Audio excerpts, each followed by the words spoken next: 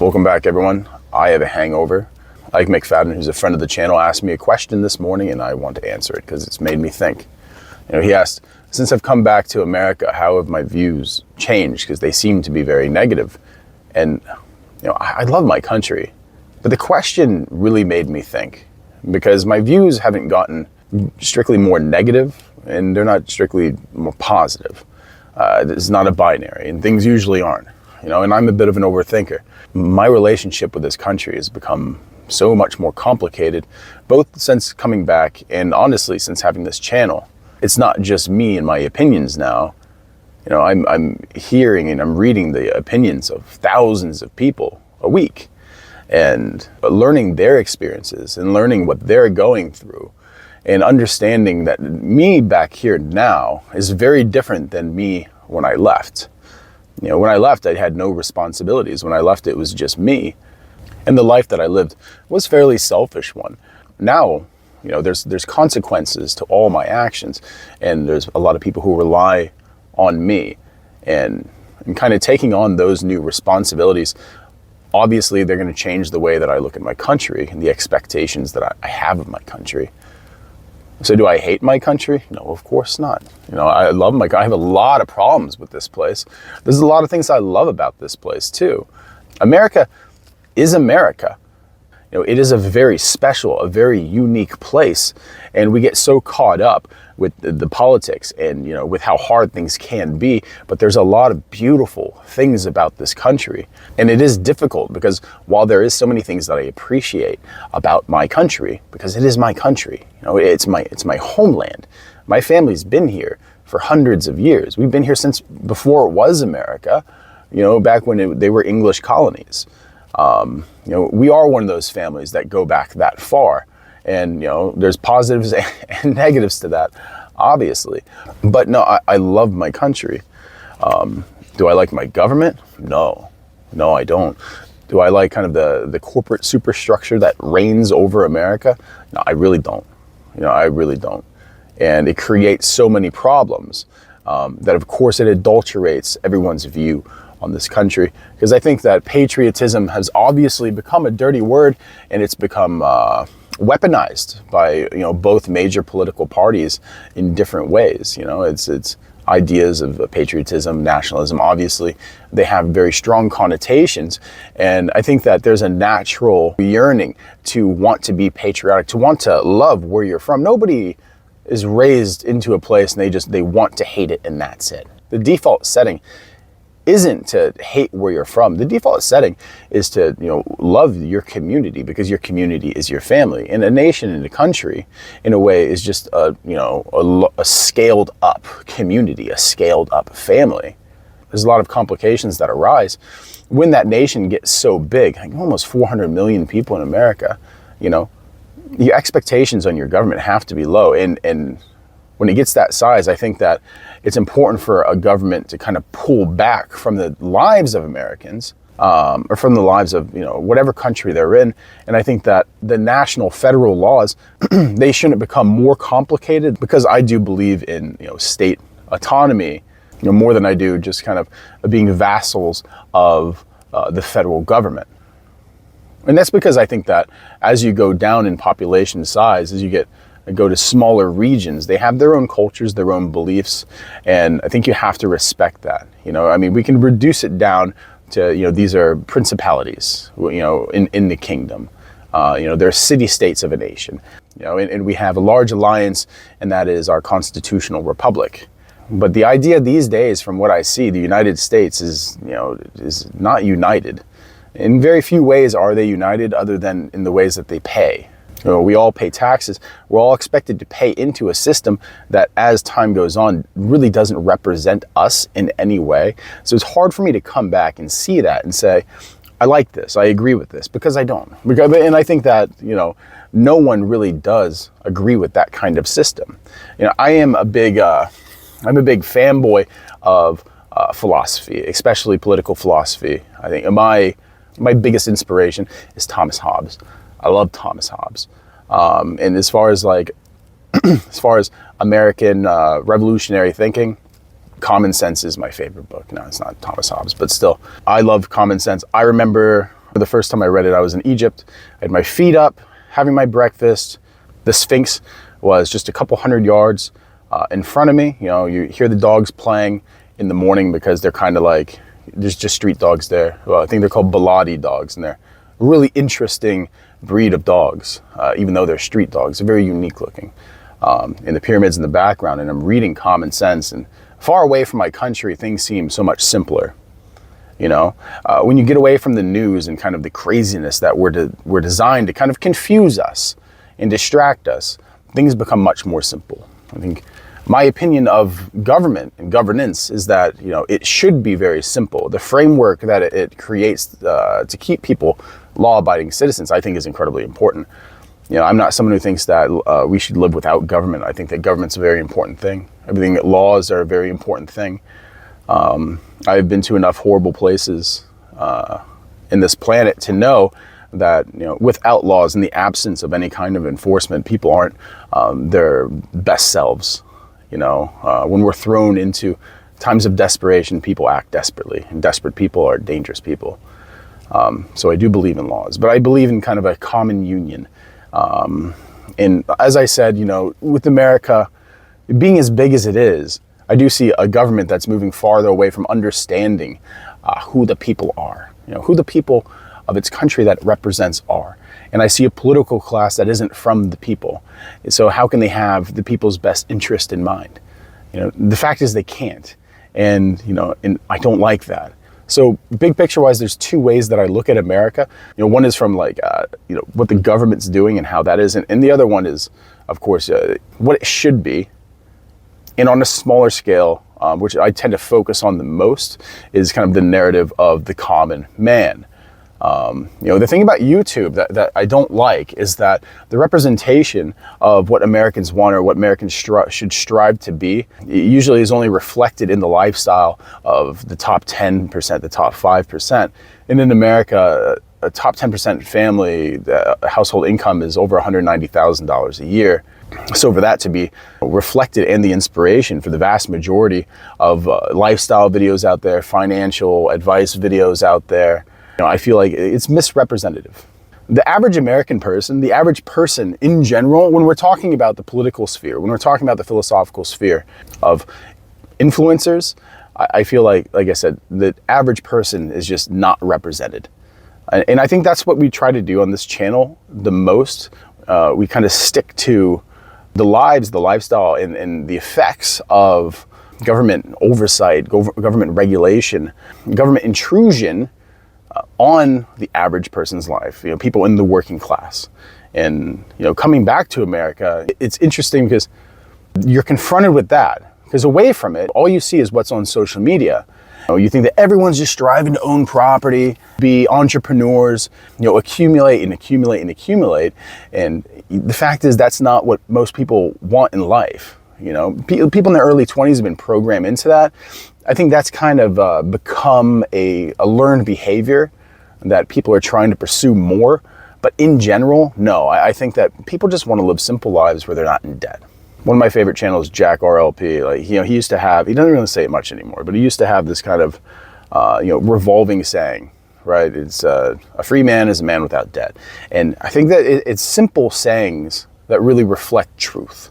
And that's one of those things, you know, to live a life without debt. If you've ever lived a life without debt, you don't understand how free that feels.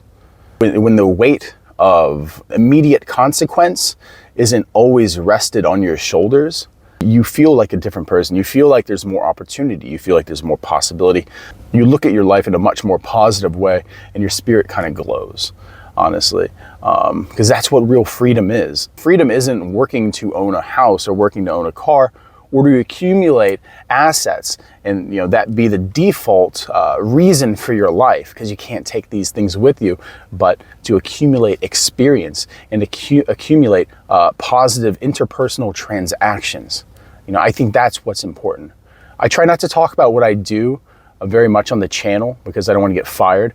I deal with a lot of clients that, you know, they're in various places in their life financially. And while there are, you know, people out there that are doing very well, you know, the vast majority of people are struggling. quite harshly. And, the thing about our country is we tend to be told to suffer in silence. So when I talk to people, they tend to become a lot more vulnerable, and they open up their lives and where they're sitting at financially. So it really gives me insight into kind of an unbuffered view of how people actually live in America. And it's a lot of desperation out there. And it's a lot of people who need to cry out for help, but either through pride or through social conditioning do not do so. And that is a toxic part of our culture. And a lot of people being raised and being taught not to reach out. You have to be self-sufficient. You have to pull yourself up by your own bootstraps. And that, it's not just young people who suffer from that. In our country, it's people who are in their 70s, 80s, and even 90s who suffer a lot. You would think that all these people, by what you see on social media, have multiple properties. Once you hit a certain age, you must own your house, obviously. You must own it free and clear and outright. You're a very privileged person. You have a lot of equity in your home, in your life. But the fact is, it's not reality for a lot of older people. Yes, most properties in America are held by boomers and older people, but that doesn't mean that that's all of them. People suffer.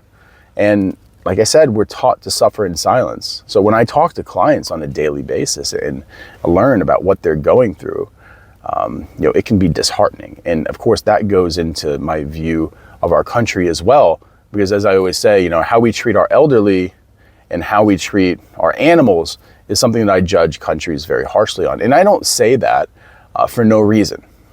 I think that it's actually a pretty easy and important metric that we can use to see the state of morality in a nation. And I think that you should judge a nation by its morality and how it enforces and how it follows that morality that they propose.